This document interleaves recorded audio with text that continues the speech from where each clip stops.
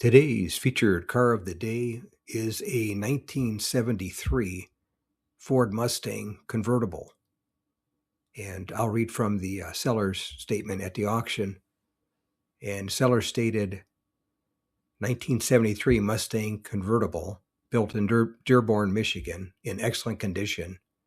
The 1973 models were the last Mustangs available as a convertible until the 1983 model year.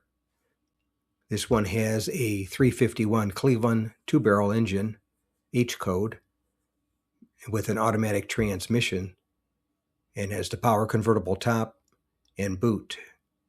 It's painted in the bright green gold metallic, I believe to be repainted at some point, and the original light ivy green vinyl interior.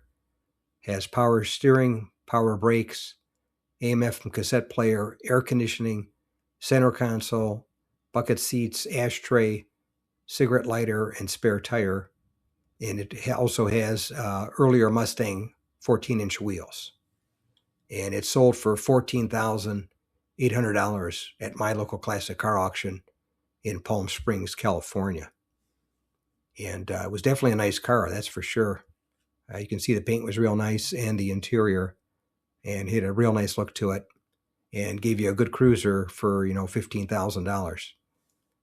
But anyway, that's today's featured car of the day, a 1973 Ford Mustang convertible, the last year for the original Mustang, and had a 351 Cleveland two-barrel engine with an automatic transmission, and it sold for $14,800 at my local classic car auction in Palm Springs, California. Thanks again for watching. I appreciate it. And by the way, here's a couple of videos of the 700 plus videos that I have on my channel, Car Finder. This will take you over to my page, and you can take a look at any of the videos that are there that look good to you. But thanks again for watching, and we'll see you on the next one.